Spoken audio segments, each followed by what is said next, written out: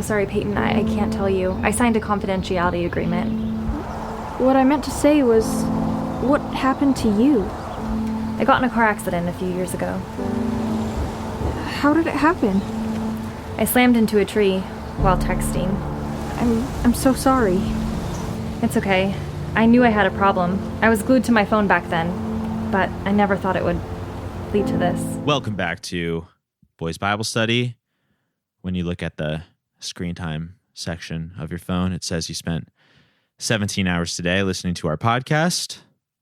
That's just the way we want it. Don't you ever put that phone down. I'm Ash. I'm here with my co-hosts, Scott and Julian. Boys, have you ever thought it might be time to take a digital detox? No way. No way in hell. I feel like, you know, those mid-2000s epic anti-vegetarians? I feel like that, but for people who want to do digital detoxes. Like, I feel like for every screen you don't look at, I look at 3. Yeah, what was, like, epic mealtime? Oh, I don't even know about that. I'm specifically thinking of like Maddox and like that type of shit where it's like for every animal you don't eat, I eat 3. Like that shit. Do you remember that? I remember that era. I don't remember it specifically. I remember Maddox. I remember that phrase being on t-shirts and I associate it with Maddox, but you know, it could all be sort of blended together. But that was such a cool era of culture. Like, take me back. You know, we were atheists, we were meat eaters, but most importantly, we were men.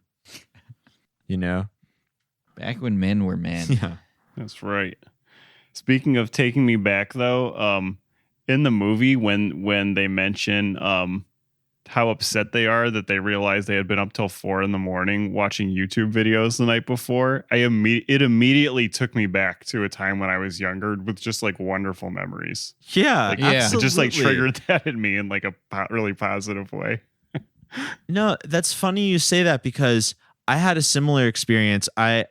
Just like late before bed one night, I was like, God, I remember when I used to just, not even like that long ago. I mean, I'm 32, but just like in my early to mid 20s or teens, when you would just like discover things for like 3 hours, you know, and maybe it was because I was addicted to weed at that time or whatever. But like, I felt like I was always just like going down wormholes, like finding just weird shit. Like, I still find stuff now, but you know, you really do, even into your like early 20s, have like a childlike sense of discovery that the internet can facilitate if you are an interesting person. Yeah. Only boring people get bored. 100%. I don't need drugs. I am drugs. Salvador Dali. Famous non-phone user. Yeah. His phone melted. Yeah. He was sleeping with it under his pillow. Yeah. It was a fire hazard. Is that a thing? No, it's not. Okay. We're referencing a specific line in this movie. I did used to work for Apple as a tier 2 technical support person. Okay, here we go. Fucking Neil deGrasse Tyson over here. People's iPhones would explode. What were they doing with it? I honestly think it would just happen. Like, I talked to a couple people who were clearly being dramatic because they wanted to like get into a lawsuit with us. This happened more frequently than you might expect, or maybe just as much as you'd expect. But I also talked to people, I mean, just going purely based on vibes alone, I talked to many people who they just seemed like normal people who their phone just like fucking exploded. If that really happened, how were they calling you? Good question. Who was phone? Then who was phone? That? Yeah, fucking. Now that we're back in 2004, 2004 internet shit. There were like Samsung phones or something that would also explode because of the battery inside of them. Oh, I sort of remember that controversy. Yeah. They were like, "Do not plug these phones in." Yeah. Just don't plug them in. Oh, so you should the phone lessen your screen time in that situation because you lessen your chances that the phone explodes in your hand. Right. Yeah. I'm surprised they didn't mention phones giving you cancer in this one. A bit of an oversight, perhaps. Well, gentle listeners, as you can tell, we're very preoccupied by screens, social media, you know, things of that nature. Just the other day, I snorted a line of cocaine, but before I snorted it, I I arranged it to spell the word Facebook. And so you can tell that there's something on our minds today, and that's we might be, dare I say, addicted to our freaking telephones. Sorry, what were you saying? I was reading a text message. Well, it's exactly this problem. Our attention spans are at the lowest they've ever been, and it's time to do something about it. So enter a brand new Christian-oriented film that is attempting to wake us up, to shake us out of our phone-addled stupor. This film is called Screened In, and it is the subject of our discussion today. Screened In. In 2022, they're making this movie. Yeah. It seems quaint. It really does. It's, I don't know. I didn't look up the people who made it, but I felt like the two old ladies that were in the clothing store are the people who made the movie. Yeah. Yeah. Who You are might the be right. who are the creators? Did we do any research, or were we too Lauren busy looking Havel at and the freaking- Jennifer Havel. So I think they're probably sisters. That's my hope. I think they're probably sisters, and from looking at Wait a her, I think she acts in the movie.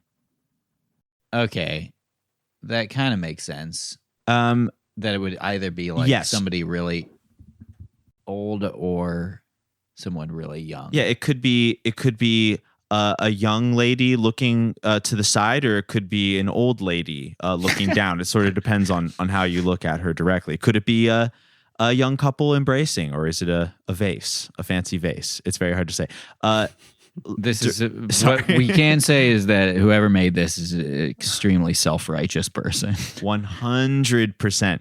In this case, director Lauren Havel is a young woman. She actually co-stars in the movie. She has a supporting role as Skylar, who is one of the most phone-addled of the girls in this film. She's one of the ones who seems to struggle the most with her phone addiction, that's a very performatively humble thing to do, is to make the movie but cast yourself in a supporting role. It's also a little sad because, I mean, she looks like she's 14 years old in this, and we, the three of us, Right.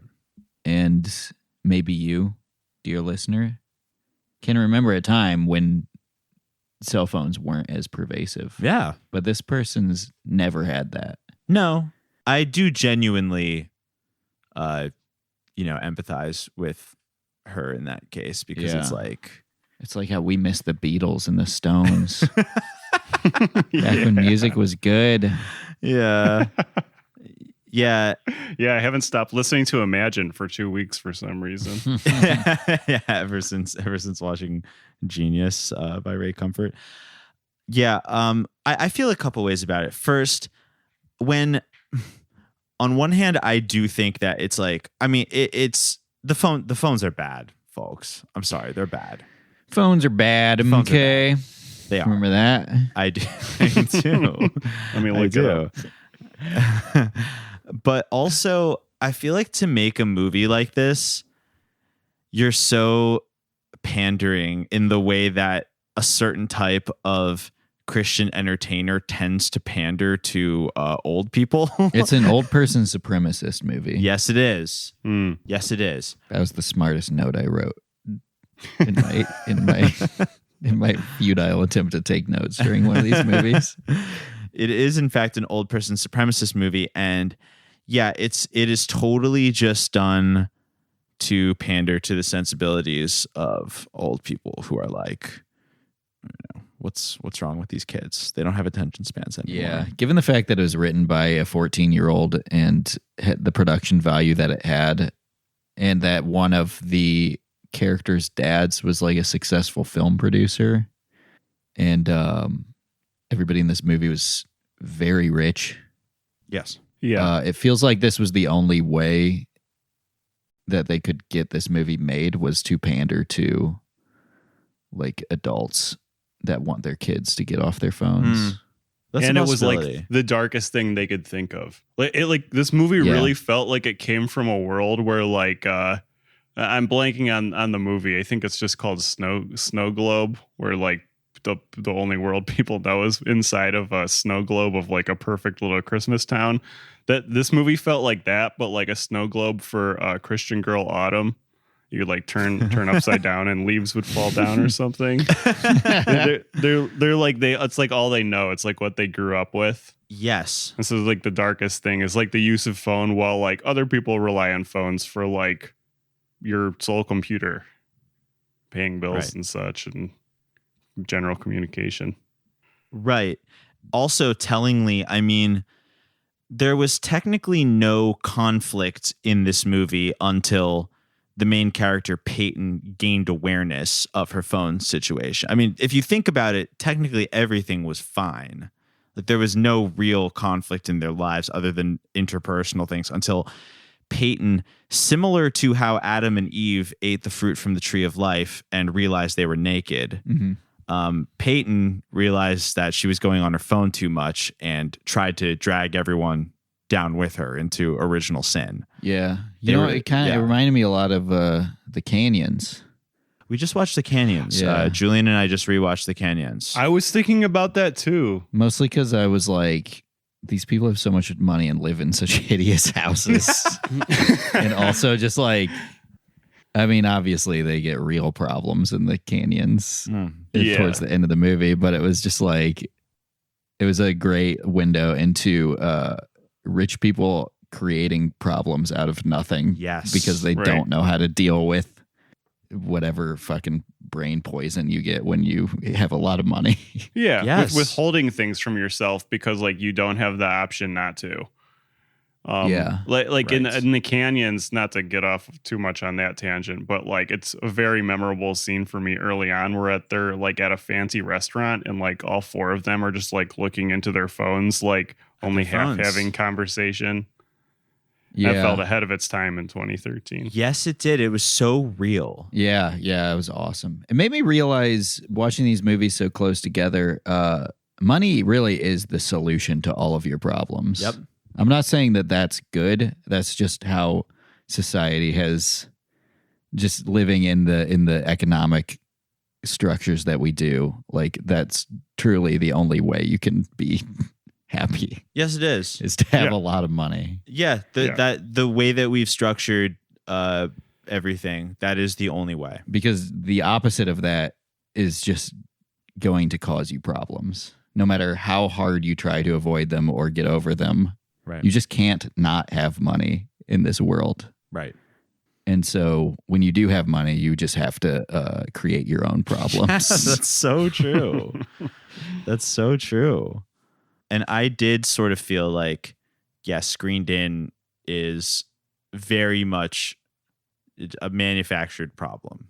A completely manufactured problem. One, because there were none to speak of, and two, because it literally wouldn't have been a problem until Peyton started going around and telling everyone that they were wrong and immoral. It's also the like rooted in the very like surface level thinking of like addiction, where the problem is, as they say in the IT world, the problem exists between chair and keyboard.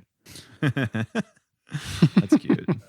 Where it's like, oh, it's your fault for getting addicted to the phone, right? Not the fact that like these phones are part of a like multi-billion-dollar scheme to get you, like to figure out scientifically how to keep you on the phone for as long as possible, doing everything they possibly can to keep you on the phone. And also like pretending that it's a youth problem too, when like in a job I had up until recently, I would work with a lot of people in older generations, and they use their phones like fucking no one I have ever seen before. Absolutely. Just playing like phone games that I thought were defunct for at least a decade. They're still playing like Candy Crush and like slot machine games and like And even if there were no funds, if you've ever been to a fucking casino and looked around at the people sitting for like 14 hours at a slot machine, pressing the same button over and over again. It's like these devices are created for you to get addicted to them. It's not like it's your fault. The onus is not on you. Absolutely. For being addicted to these things. Absolutely. And not only are they engineered to have you spend as much time as possible, because we spend as much time as possible now, all computing and information sharing and, like Scott said, bill paying, everything is just conveniently done from there. So, you know, whether it's literally a complete conspiracy or just a series of coincidences, now everything is reformatted around it. So, I mean, you have to be literate in the use of it or you're going to fall behind. And these fucking old people in this movie complain about like kids being on their phone too much. Like, the fuck did old people ever do that was so good for everyone? Like, they would just go around fucking like murdering people and hanging them from trees because when they didn't have phones and shit. Yeah.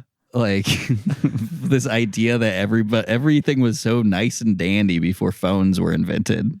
Yeah. So, you know, it's funny. This is like a big picture type of note I had down, but I feel like we might as well get into it now. I mean, we haven't really delved into the plot, but I think that in general, it is hard to be like aware and conscious in your mind 24 hours of the day.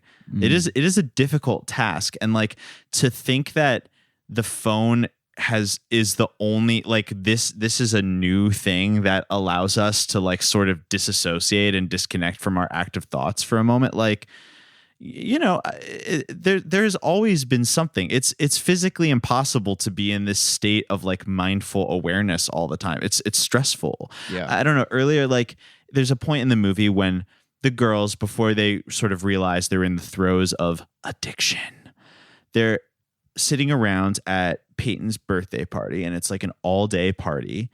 And there's a moment when they're on the phones and they're just kind of sitting silently on their phones around each other.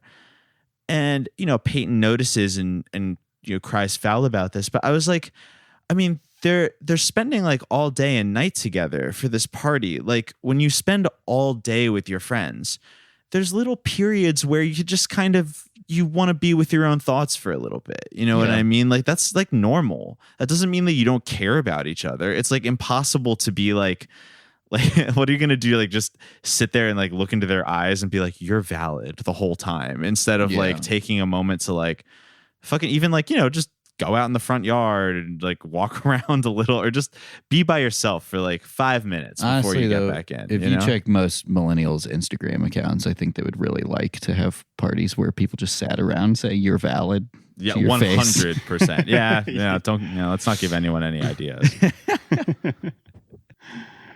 Well, you need to take time to find new YouTube videos and TikToks and memes to share with your friends anyway. Yes, you do. Exactly. But for real, it's just like the fiction that these type of stories perpetuate is that there is a path to total mindfulness. Yeah. And we're going to get there by turning off our computer. We all had before screens were invented. Dude, I used to such peaceful Zen times. Seriously. Yeah. Just had 2 world wars, mass genocide around the world. This is, if anything, I think phones are solving all these problems. Yeah, we're much more aware of this stuff as it happens now. We don't have to learn like 60 years after the fact that like the CIA did MK Ultra or whatever. Have you ever heard of MK Ultra? They should have MK Ultra'd each other. Yeah. They just needed a little bit of mescaline and LSD. Out in the woods.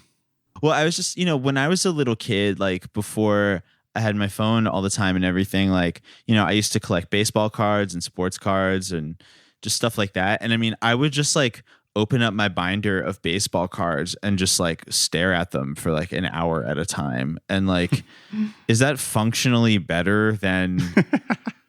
I mean, I guess the best thing I can say about it is I wasn't being constantly bombarded with like advertisements or like, you know, people trying to like molest me or whatever. Yeah. Right. Which is, I guess, a pretty good thing. But, you know, still like it was still solving that same role. I was just like disassociating and just mindlessly flipping through this thing. Like that wasn't a very like, active use of my imagination and intellect, you know. And actually that reminds me of what I was gonna say, which is that before I had my phone, being alone with my thoughts was always positive all the time. Never negative at all. 100%. Yeah. Screened In. This is a movie about young people confronting their status in society as phone consumers, phone users, from the minute they popped out the womb till right now in their young adult life. They're all probably what, high school age? Yeah. So, they're Zoomers. They, as we pointed out earlier, very likely did not exist in a world pre-smartphone, at least for much of their lives. When did you all get your first phone? I was in high school, and it was like just for emergencies, and it was a flip phone. I was one of the last people that I knew to have a phone. I went to a public high school, but in a pretty wealthy area. Lot of money. Almost everyone had like cell phones for years before us, and then like by the time I got a cell phone, it was like people had smartphones. Yeah. In college, I had not a smartphone, and that sometimes I felt like self-conscious about that. I didn't get a smartphone until after college, I think.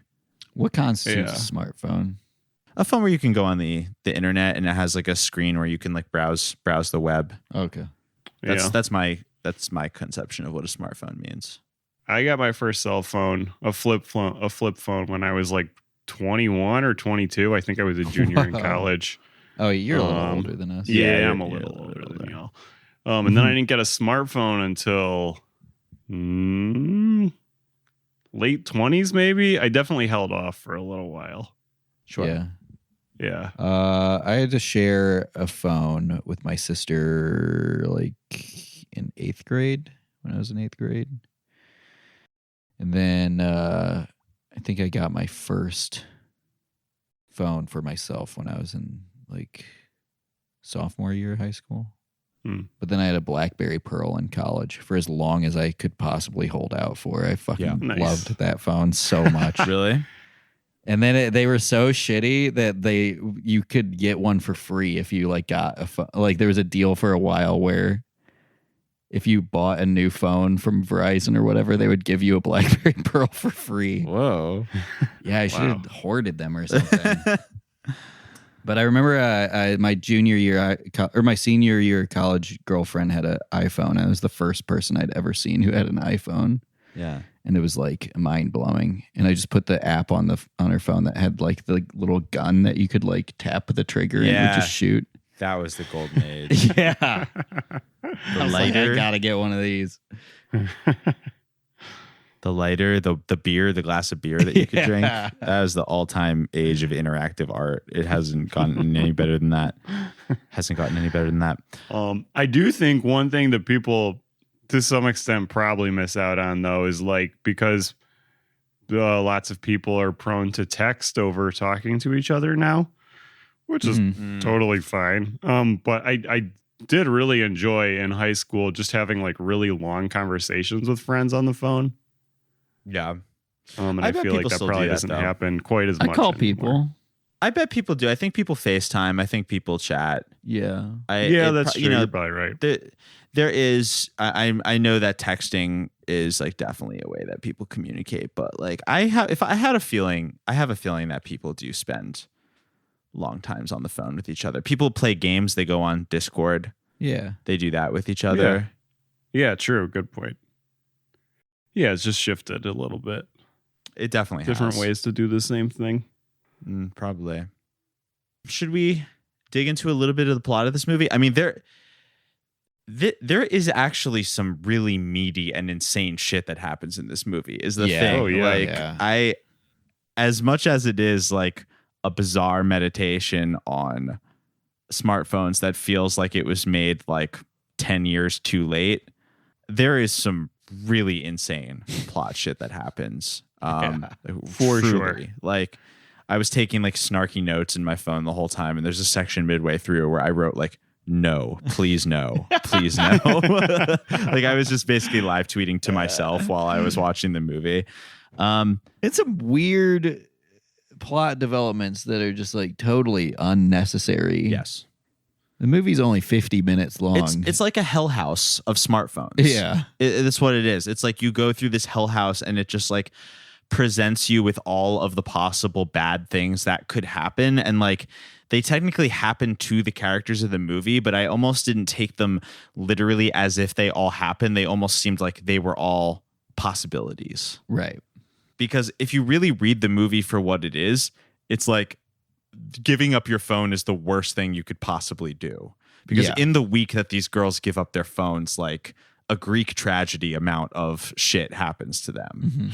Like, yeah, it was very unclear what the message actually was for this movie. yeah. Oh, by the end. So, yeah. anyways, we start with Peyton Hawthorne, our heroine, walking down the sidewalk, frantically asking every person she walks by, "Have you seen my phone? Like, I've lost my phone. Do you know where my phone is?" Excuse me, sir. Have you seen my phone? I left it on that wall over there. It's got a gray phone case. No, I'm sorry, I haven't seen it. Good luck in finding it. Thank you. Pardon me. Have you seen my phone? It's got a gray phone case. No, dear, I'm sorry, I haven't. What's wrong? I think someone stole my phone. What did it look like? It's got a gray. And no one can help her. And then you hear a text notification, and she finds her phone in her pocket. Wow. But she was on the verge of a mental breakdown. Yeah. She was very upset. Searching for that phone. And that's our, like, is that a cold open? Did they? Yes, it was. Yeah, that was our cold open to the film. Basically setting the stage for how bad kids have gotten these days with their phones. They can't go 5 minutes without it, without freaking out, and it's in their pocket the whole time. I mean, Can't leave their sight. it's a pretty clever cold open. I remember she walked by a very helpful cop, which we love to see. A friendly, helpful cop that was just chilling around. So we love that. Some point soon after that, we start to get hints of Peyton not having the friendliest of online lives. Not having the friendliest life online, I should say. There's some drama happening. Someone in her friend group or someone she knows is texting her saying, "Stay away from my boyfriend." And this will escalate. Peyton, despite not trying to, have a thing with this girl's boyfriend, they've apparently known each other since kindergarten. This will be a running drama that takes place through the whole movie. And Peyton's cyberbullying was some of my favorite moments in the whole film. It was hilarious. Her receiving cyberbullying. Exactly. Right? Yeah. Right. Yeah. To be clear, Peyton is only the victim of some other girl's cyberbullying. And okay, not to skip around, but at one point, one of the cyberbullying things that happens is this other girl somehow, I think she takes a photo of Peyton sitting on a bench. Yeah. And she posted to Instagram, and I wrote down the caption word for word because it made me laugh so much. It was, "Peyton's mentally ill. Send your condolences," which I thought was that the most Trumpian thing you've ever heard? That's amazing. That's like exactly like if Donald Trump was cyberbullying Peyton. Send your condolences. Like I can hear him saying that. It's so funny. She reads this and then she takes a pill from her purse. Right. This stresses her out. She's taking a pill from her purse. Yeah, I also love the when the cyberbully character. What was her name? I literally have no idea. Okay, well, she's another fucking blonde white girl. Yep. Reads her boyfriend's phone and finds out that her boyfriend texted Peyton. So Peyton had received a text from the 12-year-old boyfriend of this girl, Basically, saying, maybe 14. Yeah, saying, "You've grown into a fabulous young woman." That's another Trumpian thing Yeah. to say. This movie is either written by a very old person or a very young person. Right. So that is just, they kind of remind it. And also, while I was watching this, I was kind of taking breaks to watch Inside Edition. And I was watching the one about, I was watching the story about Adam Levine and all the like women he's been like Right. flirting with and harassing and stuff. And like his text messages were kind of similar to that. Yes. You've grown into such a fabulous young woman. It's never too early to start grooming, even if you're under the age where it's considered to be bad that you're doing it. You know? Yeah. Grooming begins at conception.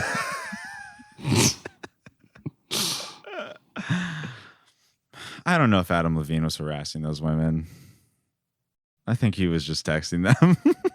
And everyone wants a Me Too moment. That's my theory. He was a little explicit in some of them. Well, sure. But it's also like, but the news are you really a interview. victim because Adam Levine is saying that he likes your boobs or whatever? Yeah, they were also all like models and stuff. It's like, isn't this what you get paid to hear? Right. And then also like,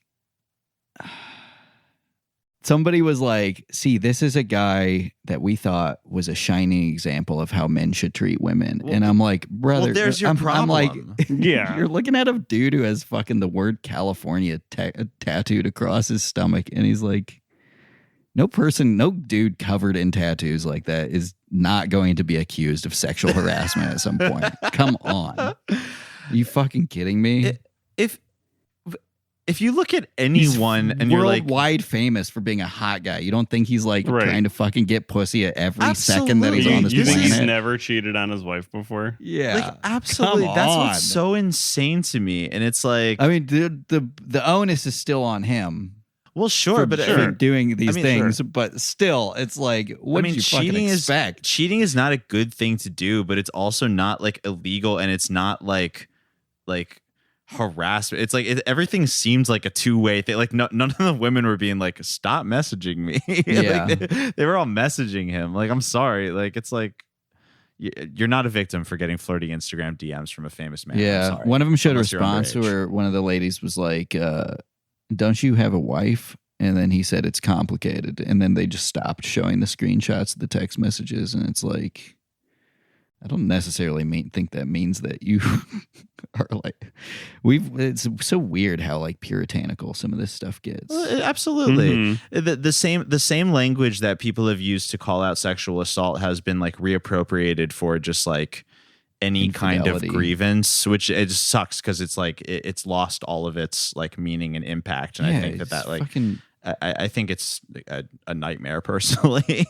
That whole story was very crazy to yeah. me. And there's like the Postmates commercial with Sarah Silverman where she's like, "I'm saving money for when I get canceled." It's Right, like, really?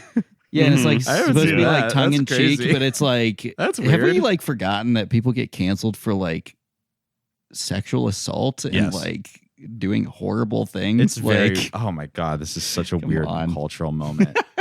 Jesus Christ. Yeah. This is what these girls should be making. Yeah. I'm just scared of not sharing I can has cheeseburger memes with your friends while you're Yeah. at a sleepover. Anyway, moving on in That's Screened what In. Inside Edition. Yeah. I need to break my Inside Edition addiction. I like that that's something that you like. You like news that's made for like who? Like 55-year-old but women? it's like actually starting to have an effect on my brain, I think. yeah. And You're inheriting their yeah. worldview. everybody who listens to this podcast probably already knows that I'm not on any social media, so a lot of this movie didn't apply to me, but I would be in the corner just watching Inside Edition during someone's birthday party. There are other things you can get addicted to on your phone. Julian sent me a video today of man accidentally his son shoots him with a bow and arrow. Like just no text or anything. He just sent me a link to that YouTube video of a man walking around with an arrow stuck in his back. It was a pretty good video, I will admit. But Yeah, you don't stay up till 4 a.m. for YouTube, but you do wake up early at 4 a.m. to get on YouTube. to watch the new Inside Edition. Yeah. Let's move on. All Let's right, move on. so where we left off, we were on the text from Tyler to Peyton. right. And, That's where, yeah. Yeah. And Yeah, then Tyler's girlfriend, supposedly looks at the text while he's playing video games. And he gets really mad at the video games and he knocks the popcorn on the ground. And then they're like, "Why'd you do that?" And he was like, "I don't know." Or I don't remember what he said, but he seems kind of dumbfounded. And that was obviously a heavy-handed point to be like, it's not just the phone screen. It's screens in general. Exactly. Yeah. Girls might have their Instagram photos that they get, and their followers and their selfies that they get, so excited about. But hey, boys have their their stupid little video games, right? That they're always getting mad at. So it's not just about selfies and food pics. Everyone can have a screen addiction, and it's very, very common. The screen addiction carries over into Peyton's birthday party, where she and her several friends, who are going to be our main characters for the rest of the film, they can't help but talk about things such as, I lost 20 followers when Instagram did its bot sweep. Isn't that unfair? My Instagram photo is going to be amazing when Peyton's blowing out the cake. Yeah. Which the whole like follower count being like a video game, like even though I myself only have like 50 followers, like I want bots to follow me because that makes my number look higher or something. Like, do people actually like look at the internet that way? I don't really think they do. Yeah, because then Maybe it's some like, people do, but. I mean, I knew somebody who had like a lot of followers for some reason, and then looked through it just out of curiosity, and it was like all fucking eggs.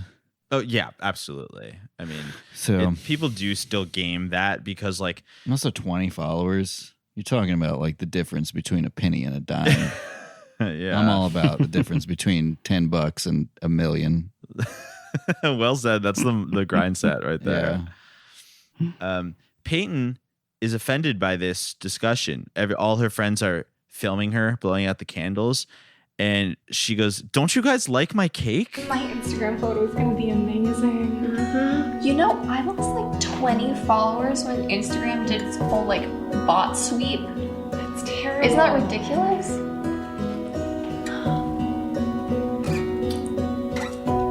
I mean, I didn't have very many followers to begin with, and then losing 20. Don't you guys like my cake? Sure. Yeah. I feel like we were supposed to sympathize with Peyton here, but it really just came off as very self-centered. Yes, it did. And that to me is a giant theme of this film. Like Peyton. I remember before phones and nobody would take pictures when you blew out the candles. It didn't happen. Right. There was nobody with cameras around. I'm kidding. There were still cameras around. Oh, I see. I don't even That's remember. so funny. That's how bad it's gotten. I literally thought there was no way of documenting anything for a second. Yeah.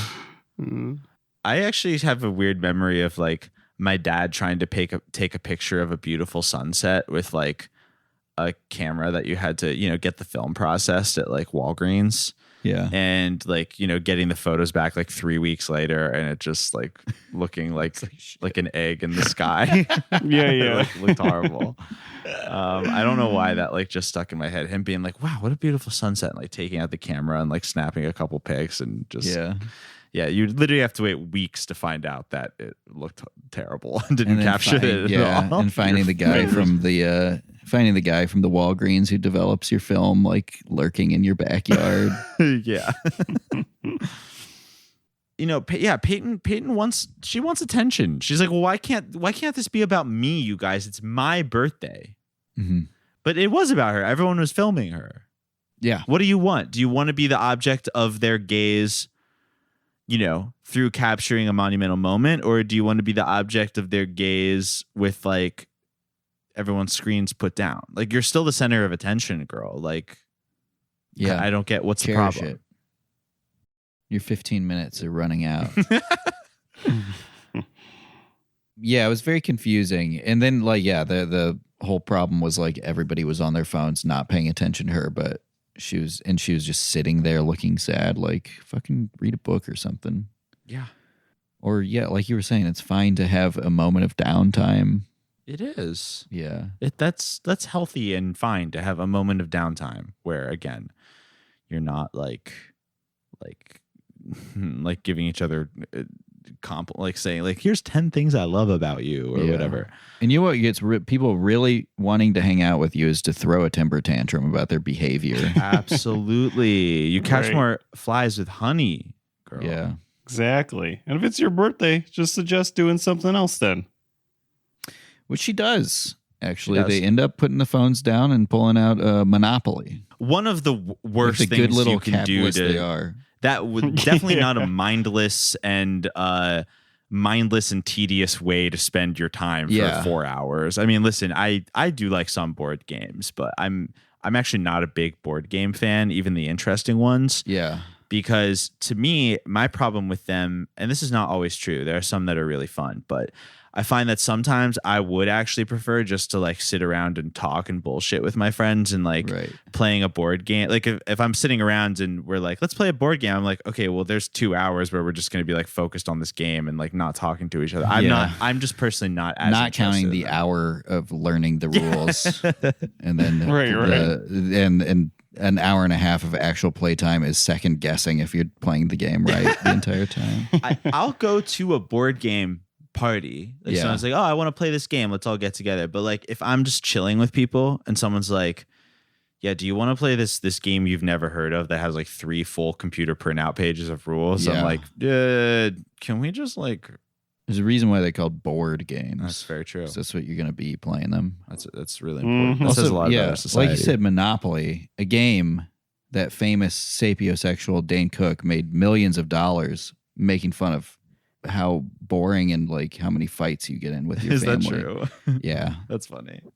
Famed sapiosexual Dan Cook. Truly. He would have had a lot to like about this movie. The message, the age of the young women in it.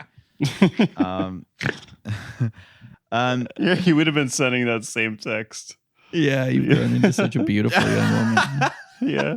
You've grown into a beautiful young woman, Peyton. Have the best birthday ever. Isn't that the thing though? Like his girlfriend was like, or his now wife was like at his friend's birthday party when she was like 14. Yeah, when she was, I don't know exactly the age, but she was under the, he met her at one of his friend's houses when she was a teenager. God, that makes me so uncomfortable. She was under 18. Yeah.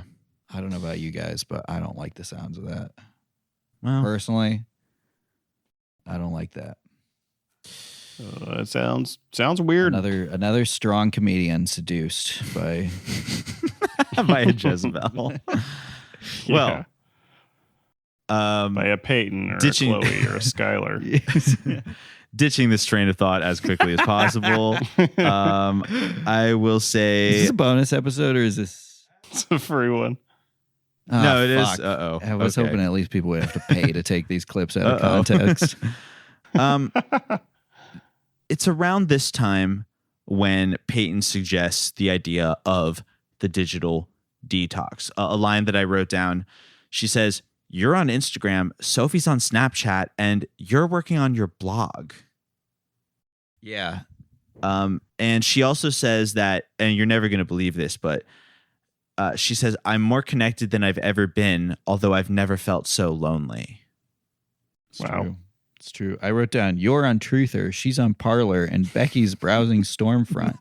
I didn't know how to work that into an actual joke, but I just wrote that down. And they talk about going off the grid for 24 hours. Yeah. They might go off the grid. There's other symptoms to their bad behavior. We mentioned this before, but yeah, Skylar said she stayed up until 4 a.m. looking at YouTube. This is at this point when she confesses that. You know, there's many reasons why it might benefit these young women to quote unquote go off the grid. Mm-hmm. So they do. What is this? This is where she says you sleep with your phone under your pillow. That's a fire hazard. Oh yeah, that's when everyone's sort of admitting their addicted. bad phone behavior. Yeah, and that's one of Peyton's. She sleeps with her phone under her pillow. I even sleep with it under my pillow at night. Peyton, you know that's a fire hazard. I know, but I just can't help myself. I sleep with mine on my balls every night, and so far so good. Except the man who fell out of the building. If anything, they've gotten bigger. Yeah, and a lot harder. Yeah. Well, I mean, there's honestly there's so many intense moments of this movie. At one point, her redheaded friend, I want to say Sophie. Just pick a fucking. I think it's Sophie. At the white girl name. No, seriously. Yeah, it's either Sophie Seriously. or Morgan. I'm pretty sure. I think it's Sophie. Why even bother naming your characters? I know. Well, she says she reads a text and she says, I think I just got broken up with. Has there ever been a worse form of communication than texting? And the girls just immediately pass over that, and it's like on to the next thing. And I was like, wait, isn't that a pretty significant life development? Your boyfriend just broke up with you, and they're just like, yeah, I really think we should detox, girls, huh? It's like, okay. The texting is the problem. So they detox. They make a contract to not just do a day without their phones, but actually a whole week they're going to commit to. And some do better than others. I don't mean to be rushing this along, but I honestly think it would be a good point in our discussion to get to the insane part of the movie, the crazy part of the movie. They make a pact. They're not going to use their phones for a week. Right. So we are treated to basically a train spotting withdrawal montage. Yes. Wherein Skylar eats all of the cookies. She eats an entire tray of cookies. That's how she's handling the loss of the phone. Yes. What else happens? There was the part where the redheaded girl came back with her mom, and the mom said, "Another successful trip to the library." Was that part of this? She goes to the library. Yeah. Yeah. She goes to the library to get like books for school. Yeah. And they come back with a book, and I just loved the mom walked in to the scene saying, "Another successful trip to the library." And doesn't Sophie get mad that the book is like out of date? Yeah, Because she it's says 6 months these old. are totally antiquated. Everyone talks like an AI. There's a little back and forth, and the last word in the scene is the redheaded girl saying, "Just as I thought, I'm going to lose all my followers." Successful trip to the library. These are totally antiquated.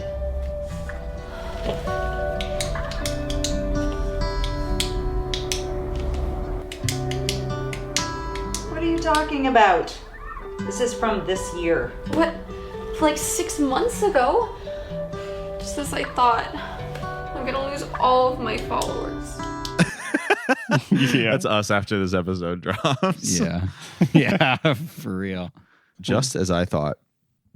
Peyton, I think she goes shopping a lot. That's part of her. Yeah. Right. Deal, where she runs into the old ladies. Right.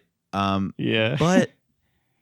But you know, Peyton actually ends up breaking. Although she's the one who proposed it, she seems to actually be the one having the most trouble. She relapses on her phone use after she is cyberbullied. Yeah.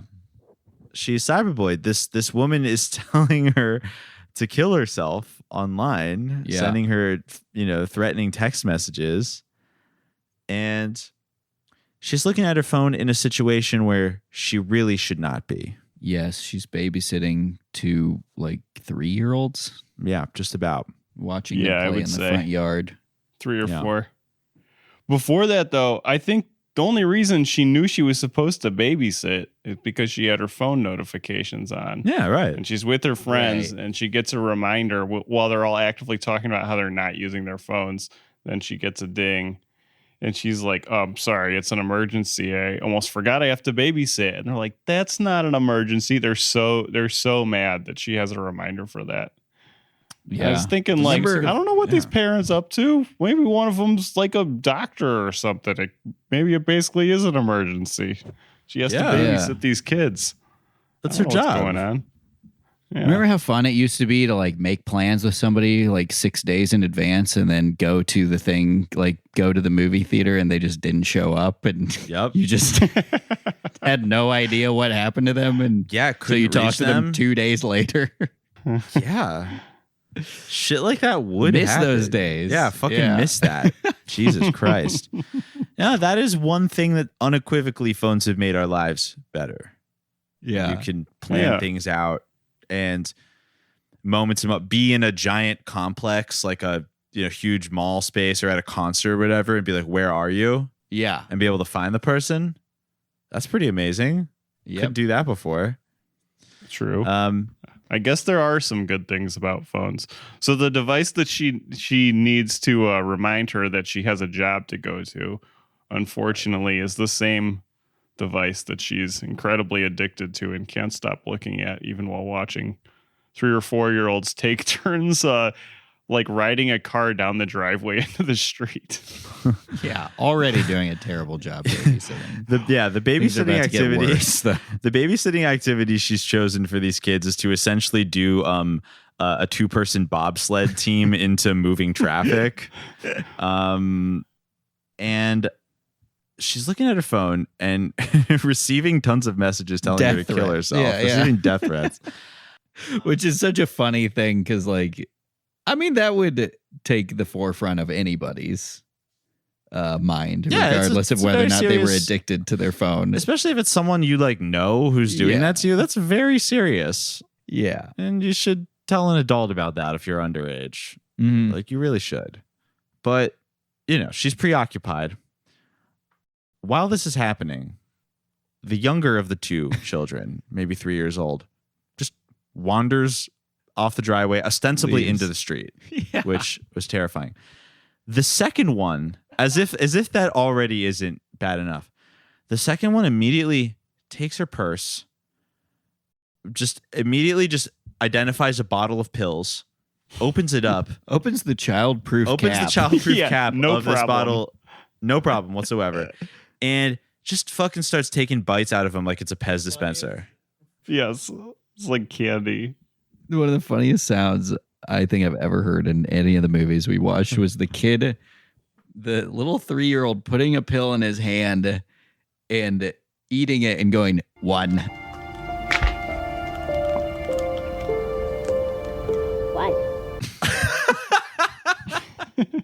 That was his voice. so funny. 1. Singular sensation. Peyton finally looks up at her phone. A neighbor has fortunately brought the youngest child back from the street. Mm-hmm. From God knows where. Very glad this happened. He said he was trying to steal chickens. Yeah, he's like, I caught this chicken thief. What? I caught this chicken thief, and he walks in holding a chicken and the little kid, which is so unnecessary. An absolutely unnecessary dramatic touch. Meanwhile, the other fucking one is like slumped over. Yeah. Like is leaning off of what we find out is Prozac. Yeah. She keeps Prozac. Okay. Not to jump around. Prozac is like a pill you take like once a day, right? It's not like an as needed medication. Right. Yeah, I think Xanax. Xanax is the one that you take. Xanax is the one that you take like, oh, I'm having an anxiety attack or something. I might pop a Xanax or something. But I don't know this 100%, but it seems to me that, once daily. I'm looking at this now. It's a once daily medication. Yeah, it's like a regular like mood stabilizer thing. Yeah, exactly. Right. Like many SSRIs or things like that. Mm-hmm. There's no reason for Peyton to have this in her purse unless she's traveling. And at one point in the movie, she gets a text from that girl about like, stay away from my boyfriend. And she reaches into her purse and pops one. Mm-hmm. And we later find out this is Prozac. So this bitch is just like popping pills like at random. Like she does not know how to use her SSRIs. Why are they on her? Why is she taking them like candy? It's funny that another character at some point in this movie says, oh yeah, I quit my phone, but I started doing this all the time. Right. Is that okay to just get addicted to something else? No. Yeah. But that was like the question that they raised. And here we're seeing this young woman just like taking her SSRIs whenever, like clearly lack of self-control. Yeah. Everyone smoke weed or huge something. lack Jesus. of self-control. Yeah. Seriously. I blame the parents. So fortunately that guy shows up and he calls the police because she can't stop looking at the threats on her phone despite seeing this kid ODing on her SSRIs. Yeah. And what device do they use to get emergency services there so fast? Remind me of what that thing is called. That would be a smart. Wrote a letter, put it Interesting. in the mailbox. Oh, Yeah. yeah. So next time we see Peyton, she is at home with her family, and her brother says, "Sorry you're going through this, Peyton.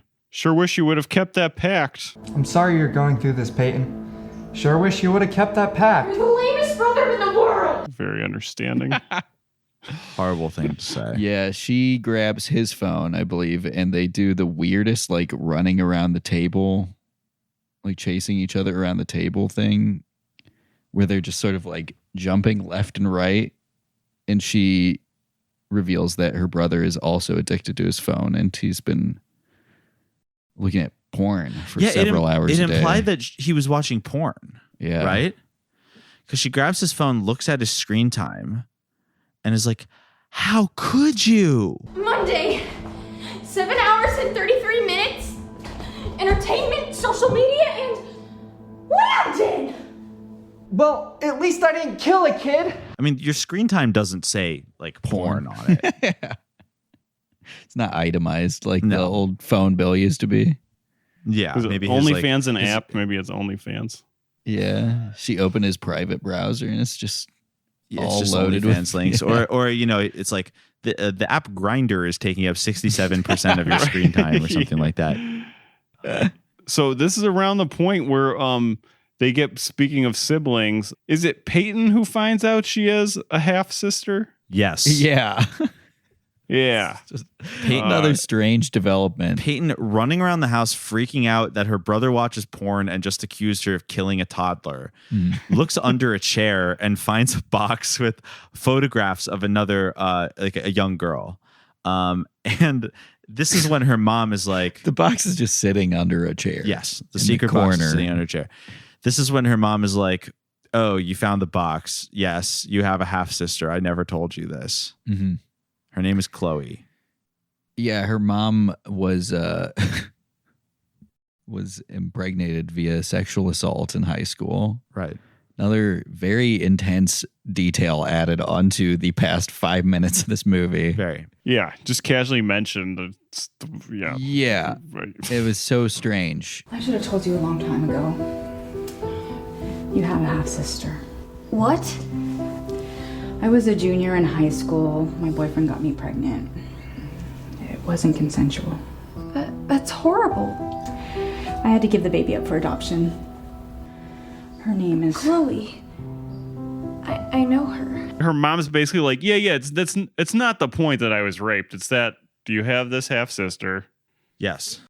It seemed the way it, because like, I mean, not gonna lie, I started laughing when she said that part because the delivery was so insane. It was insane. And now I'm thinking it was probably added in because, you know, they didn't want to imply that like anybody would have sex as a high schooler Exactly. by choice. Exactly. Yeah. It had to Like- be, for it to work in the plot of a Christian movie, it couldn't have been like an accident. Yeah, exactly.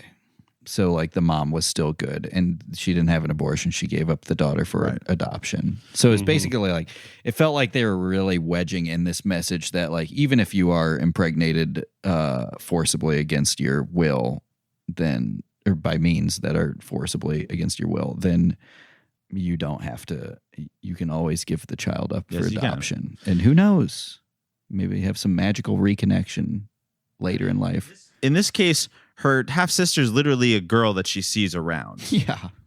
She's a woman named Chloe who attends her high school. She met her at the bookstore. She's buying the journal. Oh, right. That could be. Yeah. And Chloe is, she has an injury. She has a disability. She walks with a cane. The reason is because she got in a texting and driving related accident.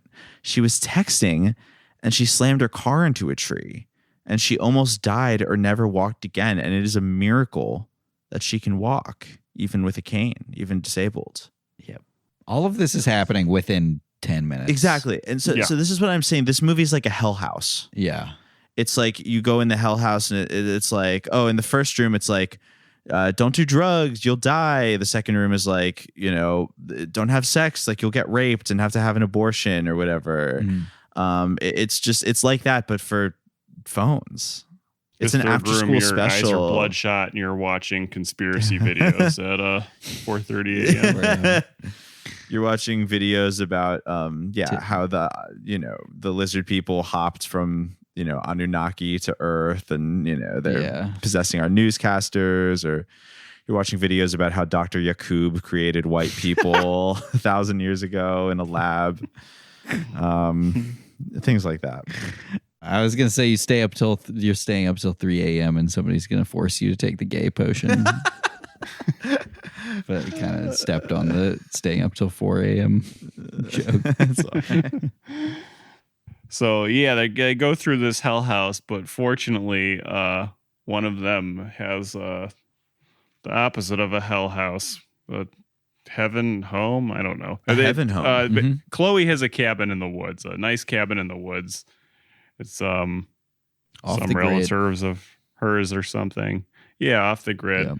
So all the girls get together. They're going to go stay there, not use their phones for 5 whole days. Yep. Yeah. They had to take a boat there. This movie takes place in northern Washington, I believe. They were on the San Juan Islands. I do want to point out the little kid is still in a coma at this point. No, he came out of the coma. Oh, by the time they go to the island, he's out of the coma. Yeah, because after she discovers she has a half sister, the mom gets a phone call from the hospital saying he's out of the coma. Great. Still not sure what the long-term effects of this kid taking 4 Prozacs is. But I would say he's probably the happiest kid on earth. He's like SpongeBob brained. He has like SpongeBob levels of positivity for the rest of his life. Incredible. They go off the grid to another just luxurious, like perfectly maintained this house cabin. Did not look like it was off the grid. No. It was clearly just another rich person house. Another fucking ugly ass rich person house. No character. These homes had no character. No, well, that's the whole like disease of our time.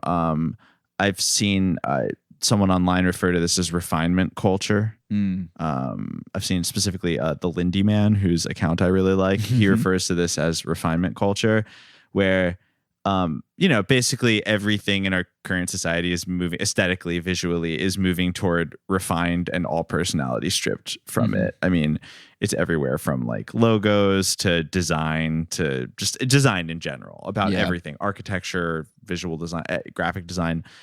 It's all about, let's refine it. Let's make everything like a neutral corporate, like blank slate, even a place where we're ostensibly supposed to like live and feel comfortable in. Yeah. People just want to live in the fucking thing where you put from when you're a kid and you put the triangle in the triangle hole, the circle in the circle hole. Yeah.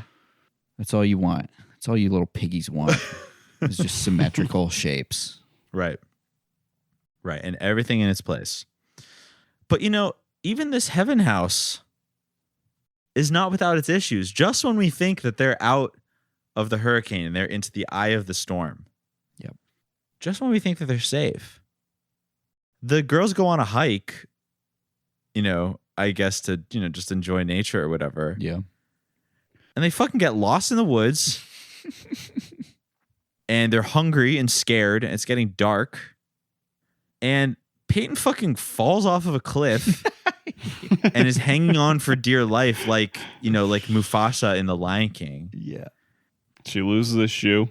Peyton loses a shoe too. Right, she loses her shoe. Yep. Meanwhile, Chloe is literally like fucking. She has a dog, like a scent dog, and she's like, "Come on, boy! Like, smell their shoes. Like, find these girls." She's sending a dog to rescue them. And, while Peyton's hanging off a cliff, and Chloe gets down on her knees and she says a prayer. Yep. She says a prayer. She says, bring these girls. Bring back our girls. Bring back and our then girls. thanks to that prayer, the dog uses the scent of the shoe to find the shoe that fell and brings the shoe back. Still unclear if the girls are dead or alive. Yeah. Didn't happen that way. They are fine. They do make it back home after a scary adventure out. I wonder if there was a certain tool that they could have had that would have perhaps avoided this dilemma whatsoever. No guarantee there would be cell service on this island. That's true. But it's, your would have phone been- has a compass on it. Exactly. Mm-hmm. Or you can download a map. Or you could just take a physical map. Or you could just not send 4 14-year-olds to an island unsupervised. Yeah, out just go out in the woods, come back later. If it's like the type of place where you can straight up get lost. Yeah, but you can do basic things like bring water with you, bring a regular compass Snack. with you. Weren't they like going for a week too? I mean, at the cabin. Yeah, 5 they were days. staying for like 5 days. Yeah. This is just Off day the grid. one. Where were the parents? No wonder these kids are so fucked up. There's like literally no parental influence We on met them. their parents at some points during the film. Or like mentor figures Well, for them. that could be argued. Yeah. I mean, some of their parents seem nice at the very least. Yeah. I mean, Peyton's mom hid the whole half sister thing. And again, that was like barely ever resolved. Like at one point, her mom runs into Chloe at the hospital and she's like, Chloe. And Chloe just says to her, like, I know, Mom. Chloe? It's okay, Mom. I already know. As if hinting to say that, like, she knew the whole time that that woman was her mom. But it was never like, it was so quick and random. Yeah. Like all this like soap opera shit packed into like 15 minutes. I do remember the like flashback part where the Chloe's mom pointed out that Chloe's birth mom, she just got news that Chloe's birth mom had married a successful film producer and she was so happy for her. Yeah. A Seemed like famous a very- Hollywood producer. Hey, Trish, are you sitting? You are not going to believe what I just read. Hold on a second. Daniel, ya deja eso. ¿Por qué? Nomás poquito más. I'm sorry, Trish, but Kristen just married a famous Hollywood producer. No, Kristen Bowers, Chloe's birth mom. Yeah, such a strange thing to like this movie. Now that I know this movie was written by a 14-year-old, like all of the pieces are falling into place of like feeling like a young adult novel or like that's true, something that like a kid would think is like, oh, this is your aspiration in life, right? Very sad that marrying a successful film producer is like seen as like a goal, right? Yeah, or at the very least, it's like it represents like a huge positive shift in this woman's life. Yeah. And that it's just something that happens. Yeah, there's like secret half sisters, famous producer. For some reason, Chloe gets adopted by like a Spanish speaking household, and she's now like bilingual, which she expresses later in the movie by being like ¿Qué hora es? ¿Qué hora es? Es la una. ¿Qué quieres hacer esta fin de semana? Shit like that. Yeah. She's very bilingual. Yeah. It's just all these little details are such like kid writing a story. It is. Thing. Now that you mention that, it does give me Wright family vibes. Yeah. Although I almost prefer that writing because that's an 11-year-old who wrote it. And the difference between an 11-year-old's writing and like a 14-year-old's writing is like very stark. Yeah. 11-year-olds write jokes about their dads eating too much candy and like farting.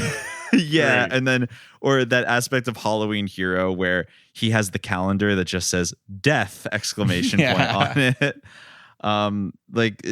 Things like that. It enters this like Lynchian, like catching the big fish, like dream-like layer of writing. Whereas I feel like a teen's writing is very like plot oriented. Yeah. Like it's like, oh yeah, and someone's secretly rich or has a secret family or whatever.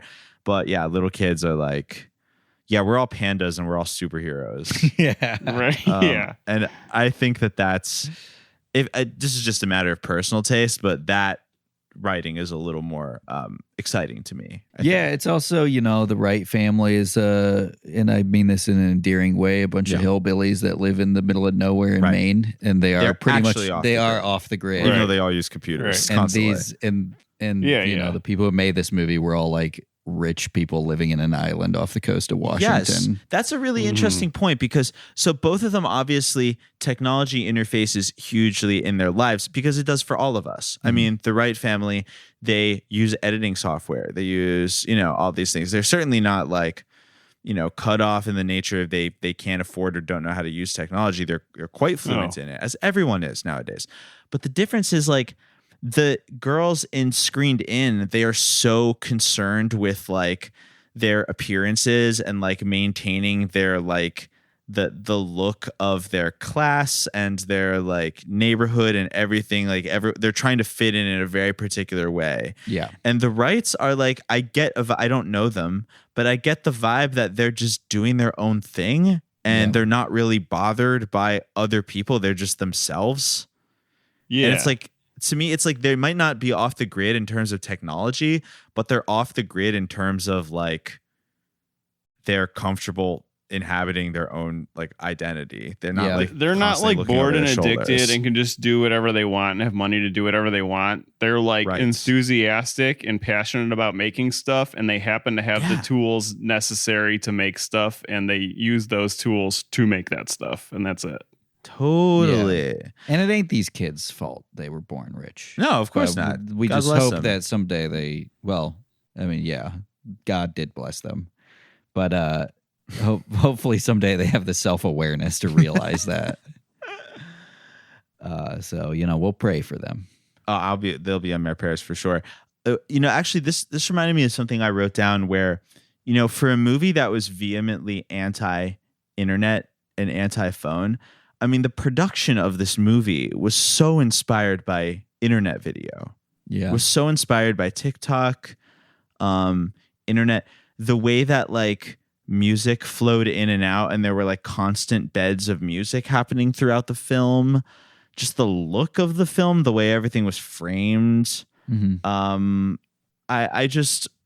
a bit hard to explain objectively, but I just got the feeling that it's a piece of new media that they learned filmmaking by watching internet video. Yeah. Like I would put Darman in a similar category, although he's older, but it's like longer, more ambitious productions that are still would be nothing without short form like TikTok or YouTube videos, So it's like, well, that's your whole form. Like that's everything. So don't tell me that YouTube is bad for you. Yeah. Don't tell me that a screen's bad for you using a screen. Well, then there's that, that meme. Write a book and mail it to me. Yeah. That meme that's like, you say society is bad, yet you participate in society somewhat. It's like a snarky thing for like that you just post at someone whenever they criticize anything, basically.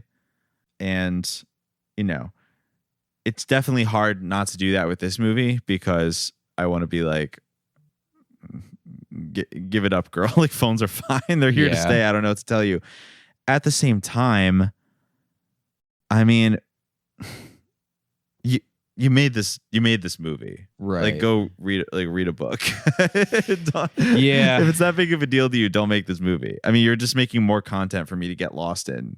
It just like, seems I don't know like- what you're doing. Yeah, like aimless disillusionment with like what it is to be a young person. Yes. And it's like that feeling's not going to go away because you're not using a cell phone.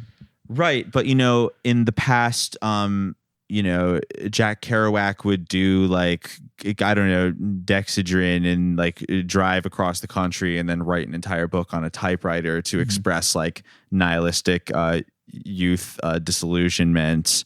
But now you make like a pandering educational film about like how, being on a phone is the same as being on drugs. And it's just like, God, I mean, I have my problem with, with the beat poets myself, but beat poets, these young ladies are not. Yeah. Do real drugs, kids. Yeah. Cell phone's not a real drug. I don't need smartphones. I am smartphones. Salvador Dali. I'm just trying to say, like, you know how he got so twisted? How's that? When he was a baby, he took 4 Prozacs. Then you too can grow a stupid mustache. He grew that mustache when he was very young. It was a side effect from all the Prozac he ate. God, I almost feel like a young filmmaker making something about almost any other subject on Earth would have my full support. Yeah. But this one of all things is like really just turns me off. Even it's hard for me to even look past and be like, well, they're young. Like, I mean, they literally might have been like 16 or whatever when they made this. But it's still so hard for me because it's like making a movie about how the teacher forgot to assign you homework. Yeah. It's just like it's not a spirit that I like to see in youth culture. No, it was very. I mean, just having the scene where like the 2 old women were in the clothing store when Peyton was hiding because one of them was from the very beginning when she was walking around asking if anybody had found her phone. Right. And a week, however long later, this old lady is still raking her over the coals, talking to her friend saying, like, you will not believe what this young person was doing the other day. They can't survive 10 minutes without their phone. Marilyn, I can't believe teenagers today. They're literally glued to their phones. It's really dreadful, isn't it? The other day I was on my way to Pilates class, and this girl came running up to me, and she asked me if I'd seen her phone. Poor thing, she was utterly frantic. That's how they get when they lose their phone. And like those are the people that we're supposed to be listening to. Yes. And it's just like Right.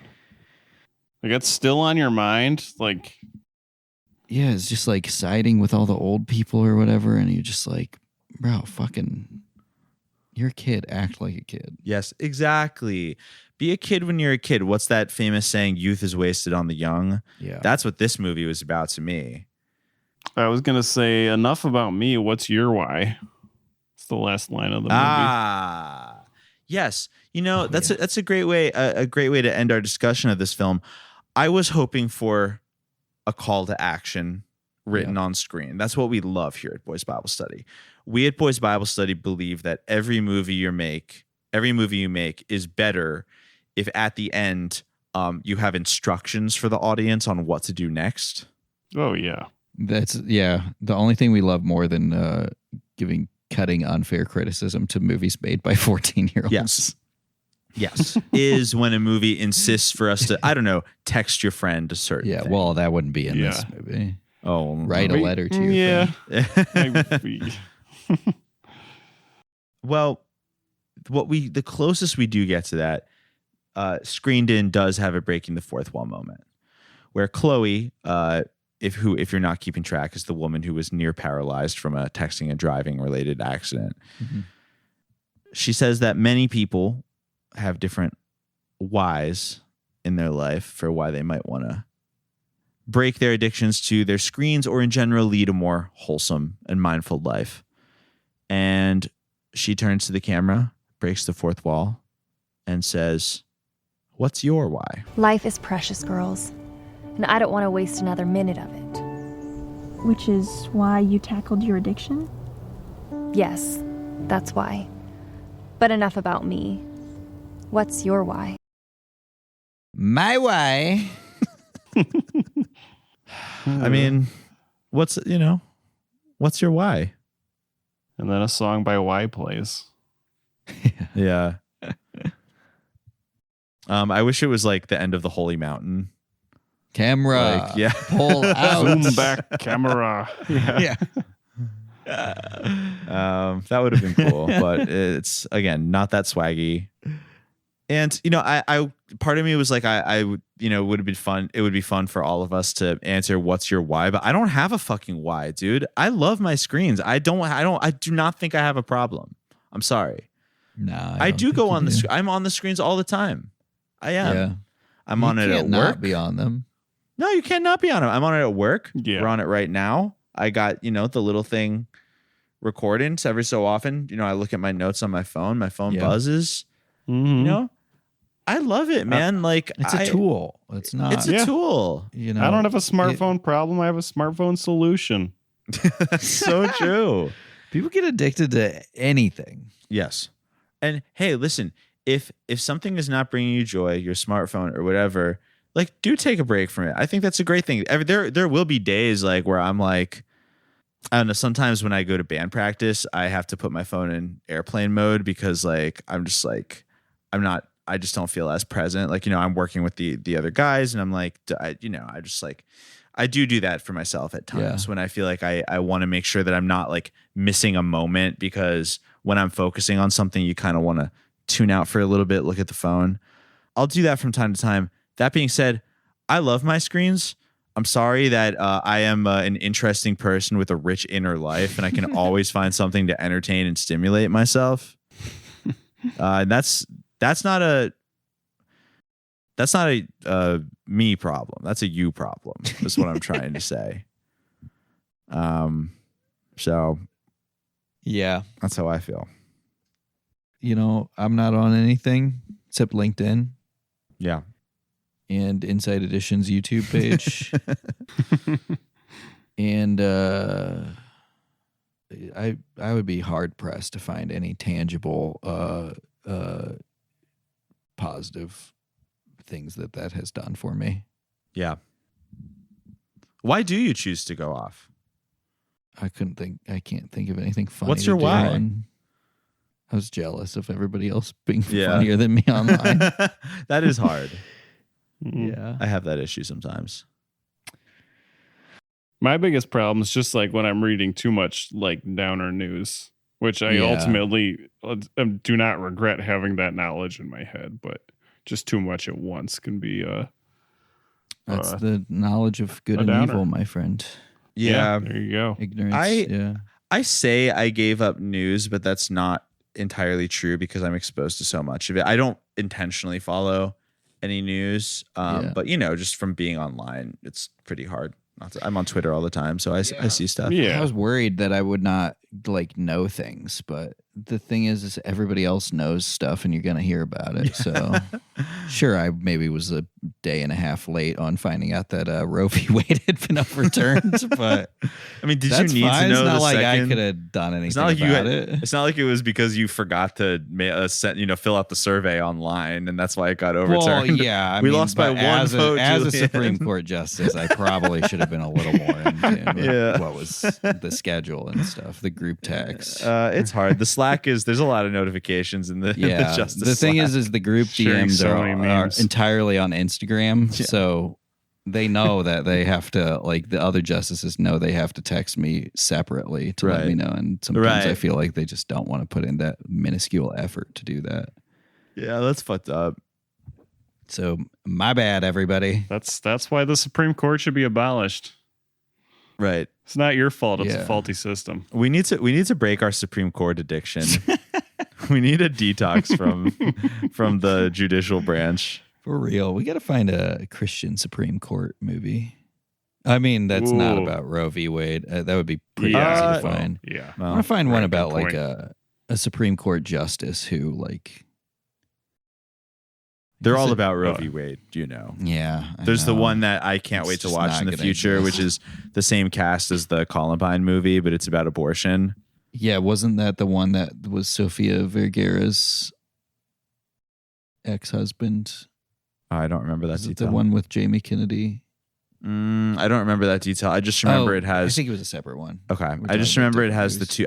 There is one called Roe v. Wade. I don't think it's that one. That's the one that I'm thinking of. There's one that's about father's rights or abortion or whatever, but it literally has the same cast as the Columbine movie that we watched. Yeah. I'm dying to watch that. And the same plot as that one movie where As the Daddy. 9-year-old. Yep. Yeah. Yeah.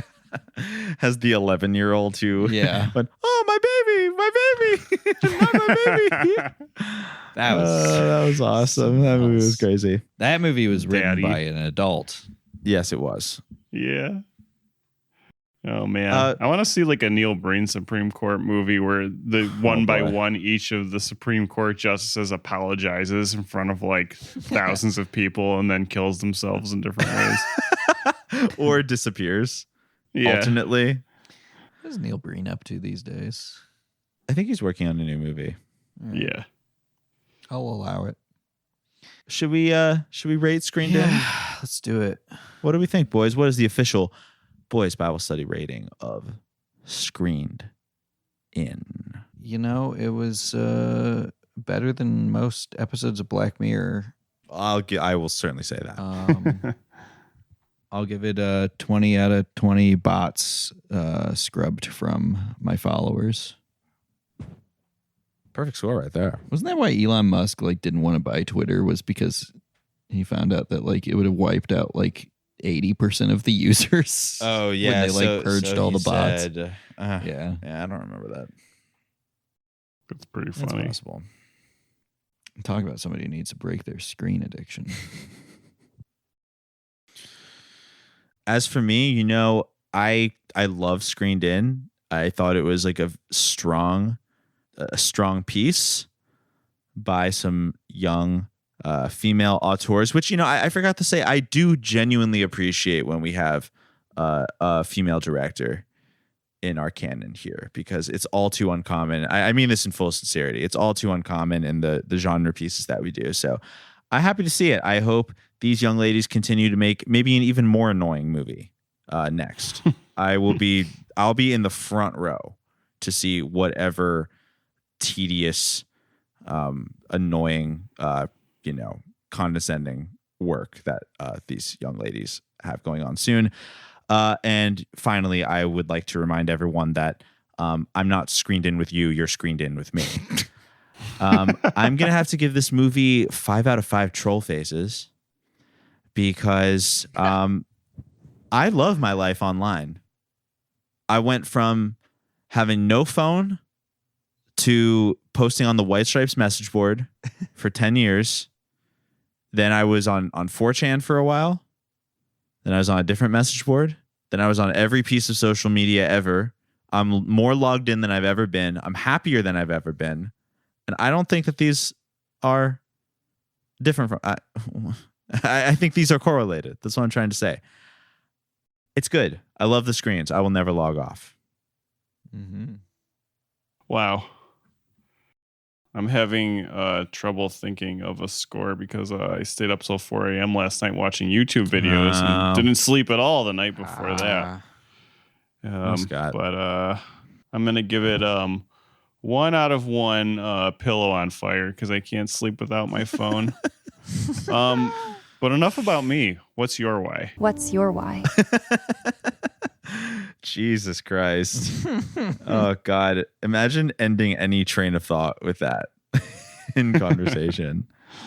Yeah, I feel like we like you're saying, Ash, maybe we were a little harsh on the filmmakers today, but it really was a very entertaining movie. Oh, we loved it. Yeah, come on. I mean, the thing is like when you're reviewing a movie made by an adult, it's like there's nothing you can do about it. Their brain's already just a fucking puddle leaking out of their ears. Yeah. Especially if it's a male adult. Right. So, you know, we have so much criticism because, you know, they're these young women. I'm not going to quote the text the guy sent earlier as bad as I want to. But you know, these young filmmakers show so much potential. Are you saying that we are cyberbullying them and trying to make a better movie? Yeah. Again, I mean, it should be reminded. It was a cute movie. It was a great, dude. I loved it. I loved every single minute of it. Yeah. And I think that, I mean, that's literally the moral of everything we do on our show is that like we want to see the movies. It doesn't matter what we say. We literally legitimately loved the movies. And you know what? Yeah. This movie was Ladies, don't change 54 a minutes thing. long. This movie is 54 Perfect minutes long. Maybe a shorter attention span is a good thing sometimes. 100%. This conversation is going to be like double the length of that, which is insane. So just goes to show you they got us talking and we love them for it. And to all of you listening today, we love you for it. Thanks for not putting down your phone. Thanks for going to your phone, going to boysbiblestudy.com, finding the links to whatever app you like to use to get your podcasts, and hitting the subscribe button, because that's how you keep coming back for more. And we love that. And we also shout outs to the people who are so deep down the rabbit hole that they're beyond saving. Of course, I'm referring to our Patreon subscribers. Patreon.com/boysbiblestudy. If you like what we do, you want to support, get even more content, then $5 a month more, you get our bonus episodes. And we would love to shout out our special patrons at the $20 tier. Thank you for your generosity. Nicole, Marissa, Jeff, Jane, Kara, and Rhett. Our outro music is Oh My God by Mary. From all of us here at Boys Bible Study, myself, Ash, my co-hosts, Scott and Julian, we would like to say, peace be with you. I just sent you guys a text, if one of you wouldn't mind reading that. And also with you. Forgive me, Father, for I have sinned. I feel your love in me, it's coming from within. Oh my God, my devotion is so unwavering.